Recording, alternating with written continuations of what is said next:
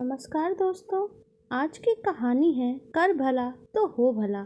यानी हम दूसरे के लिए अच्छा करते हैं तो हमें अच्छाई ही पलट के मिलती है और अच्छाई पलट के आती रहती है। ब्रिटेन के स्कॉटलैंड में फ्लेमिंग नाम का एक गरीब किसान था। एक दिन वो अपने खेत पे काम कर रहा था। अचानक पास में से किसी की चीखने की आवाज़ उसे सुनाई पड़ी। किसान ने अपना साजो सामान औजार वगैरह फेंक दिया और तेजी से आवाज़ की तरफ दौड़ पड़ा। आवाज़ की दिशा में जाने पे उसने देखा एक बच्चा दलदल में डूब रहा था। वह बालक कमर तक कीचड़ में फंसा हुआ बाहर निकलने के लिए संघर्ष कर रहा था। वह डर के मारे बहुत बुरी तरह कांप रहा था और चिल्ला रहा था। किसान ने आनन फानन में एक लंबी टहनी ढूंढी और अपनी जान पर खेलकर उस टहनी के सहारे बच्चे को बाहर निकाला। अगले दिन उस किसान की छोटी सी झोपड़ी के सामने एक शानदार गाड़ी आकर खड़ी हुई। उसमें से कीमती वस्त्र पहने हुए एक सज्जन उतरे।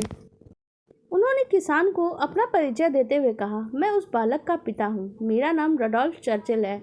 और उस अमीर आदमी रडोल्फ चर्चिल ने ये बोला कि वो एहसान का बदला चुकाने आए हैं। फ्लेमिंग नाम के उस किसान ने उस सज्जन के ऑफर को ठुकरा दिया।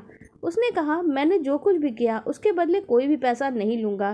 किसी को भी बचाना मेरा कर्तव्य है, मानवता है, इंसानियत है। उस मानवता और इंसानियत का तो कोई मोल हो ही नहीं सकता।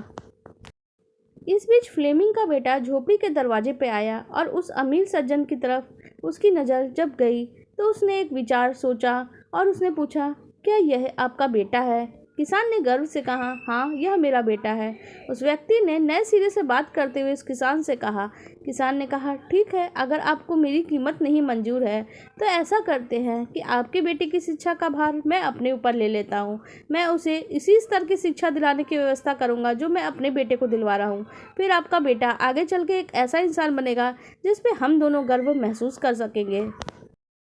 किसान ने सोचा, मैं तो अपने पुत्र को उचित शिक्षा नहीं दिला पाऊंगा और ना ही इतनी सारी सुविधाएं जुटा पाऊंगा जिससे वो बड़ा आदमी बन सके।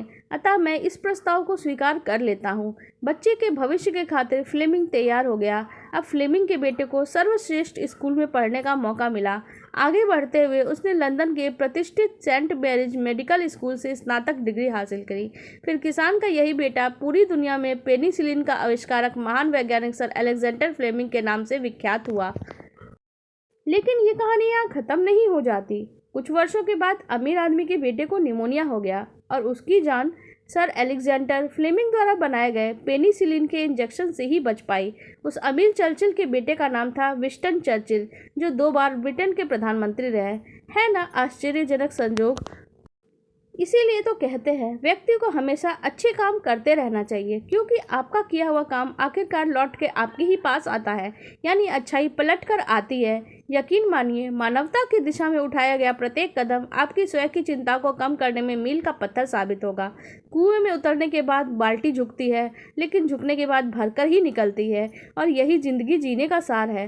जीवन भी कुछ ऐसा ही है, जो झुकता है वह अवश्य कुछ न कुछ लेकर ही उठता है। आपको हमारी ये नैतिक कहानी कैसी लगी आप कमेंट सेक्शन में ज़रूर ही बताइएगा और साथ ही हमारे वीडियो को लाइक कर दीजिएगा और हमारे चैनल को भी सब्सक्राइब कर लीजिएगा। धन्यवाद।